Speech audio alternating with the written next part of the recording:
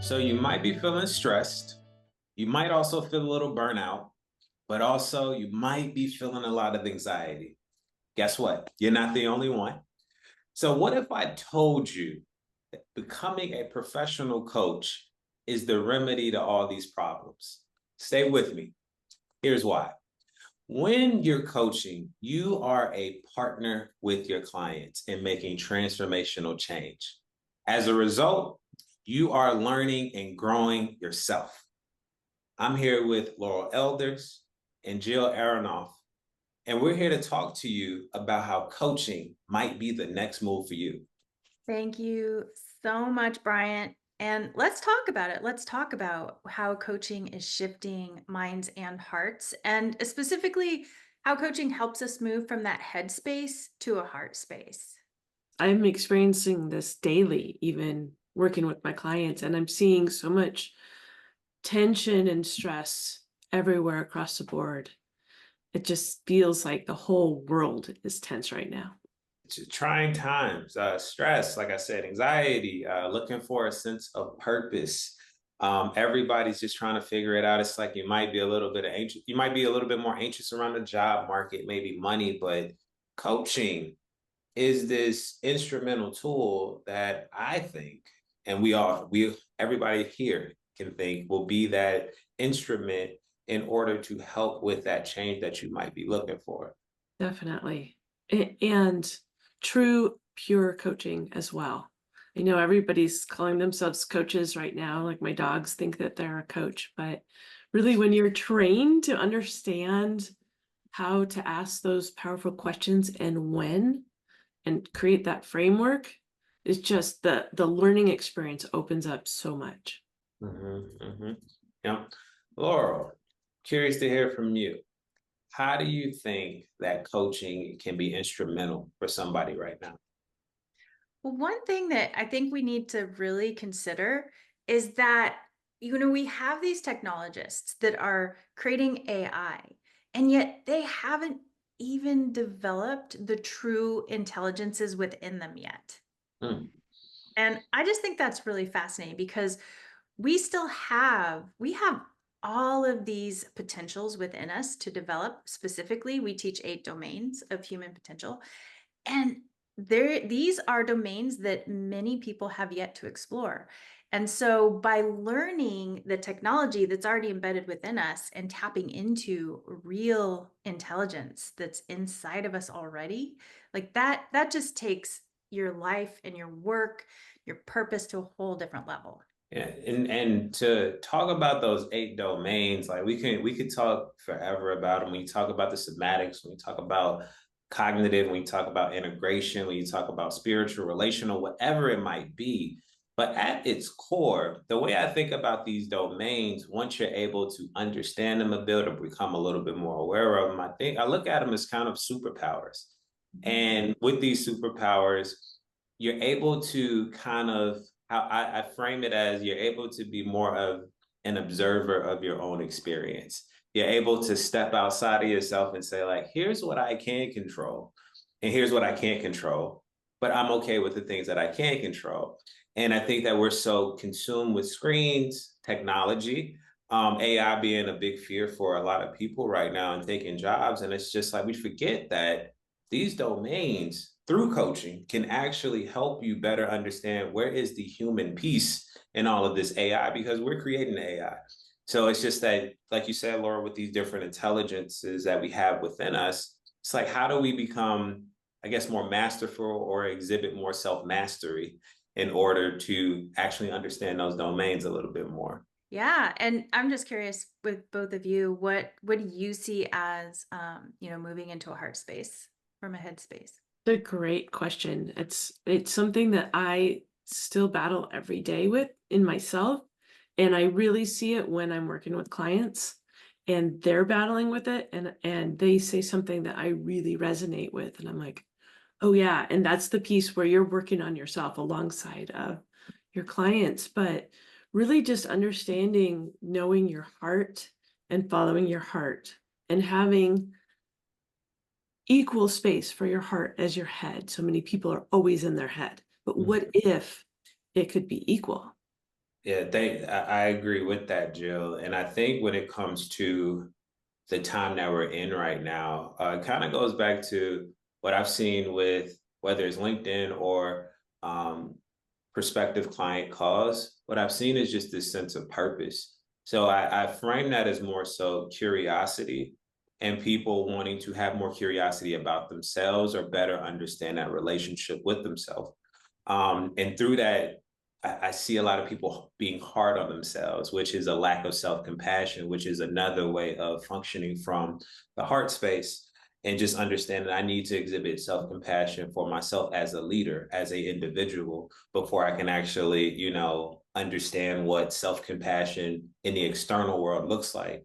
And overall, functioning from a heart space is kind of just looking with, for me, whether you are an individual, a high performer, a leader, however you want to label yourself, it is just being able to redefine the relationship with self, because I believe that the most important relationship you'll ever have is with yourself, because that relationship permeates to all the domains of your life. And we can talk about tools that we use as coaches, such as the wheel of life, whether it's like spiritual, community, work, finances. Like in order for us to understand that, we have to function from the heart space, and there has to be an even, like, of course we need logic. It's not to say like, hey, I'm just following my passion aimlessly, but it's just like, how do you dive into that heart space to understand the things that fuel you versus the things that drain you.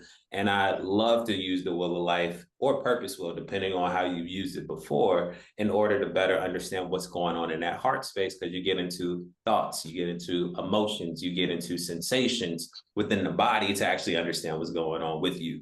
That is so, so well put. And the other thing that comes to mind for me is here in the heart is your purpose, is your power, and is principles. Our principles exist within us. And what I mean by principles is there are, and I didn't know this until probably about a decade ago, there's possibilities that exist within us that we just have to activate. And they're human virtues, and they're available. They're like the medicine for our lives and our work. And they empower when we lead our life through those, which coaching puts us in touch with. And Mhm. as coaches, we help people get in touch with. It is a profoundly different experience. And so that transformative element is just so impactful. And it helps us rise above the stress. The stressors are not going away, Yep. right? But we can be a part of the solution, and Mhm. we can learn how to live more elevated.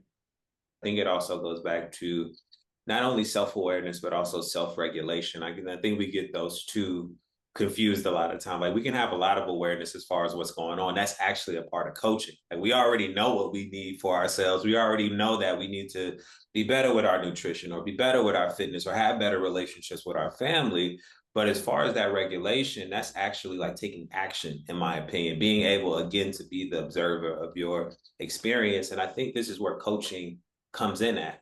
And even doing research on coaching, there's only about 58,000 ICF credentialed coaches, which means that there is so much opportunity for people to become a part of this group and kind of get these superpowers. Because remember, these superpowers, they work for your client, but going through that journey of understanding those 8 domains, understanding like the things that what resilience looks like for you, or repairing that relationship with you, is a process within itself. And it is quite the investment for sure, but well worth it, only because any type of reinvestment with self takes time, right? It's not going to happen overnight. Reinvention doesn't happen overnight.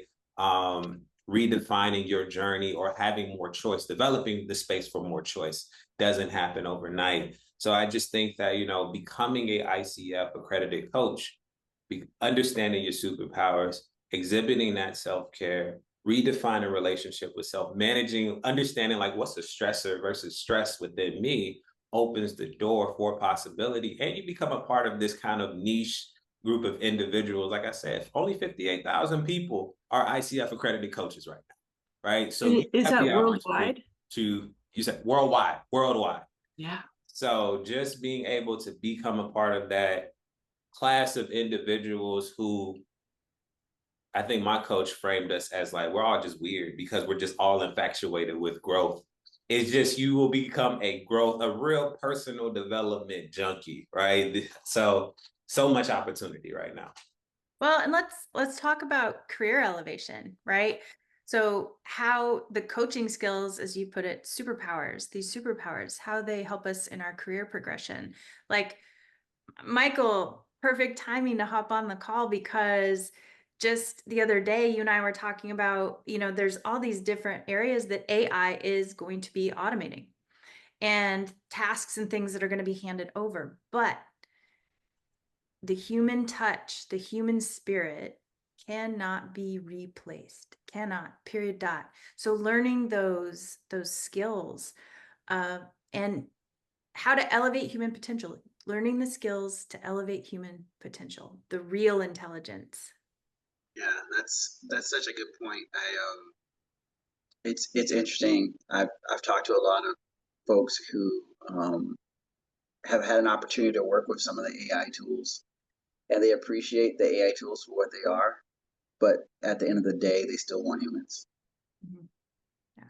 A tech founder told me, like, do your process or try your product just without technology and see if it actually works, because technology only brings out more of the flaws within within the technologies, within that process of establishing that technology or that technology. So make sure you just try it out, become masterful with just the thing without technology, and then from there, try it out, see if it works, see if it's actually something that is needed. I love that you brought that up, Brent, because technology it's on its own life support system. If it's unplugged, do we have the skills to really, to do what we need to do and be masterful in our own lives? Yeah. I'm thinking about focus, and a lot of people right now are really struggling with focus and being distracted. And they blame their phones and they blame technology. And so I could see how somebody might go into AI and say, how could I stop being distracted from my phone? And AI may throw out some examples of put your phone down, limit your time. But in coaching, if you worked with a coach, the coach may say, what are your emotions that you're feeling the moment that you're getting distracted? And then work on those emotions, because that's the real distraction, not the phone. And to break down that science a little bit more, it's these habit loops that we have in our head, and when we get into that reward part of the habit loop, from the cue to the behavior to the reward, what happens is that reward can be positive or negative, and sometimes that negative reward is just continuing to scroll. And the importance that emotion kind of plays within the brain is that it produces positive emotion, which gives us dopamine to keep doing the thing over and over again. So it's important, like, just to not negate, again, getting back into that heart space, just not negate emotion, because those are the things that actually drive us to find that sense of purpose or just get anything accomplished. So really important point, Jill.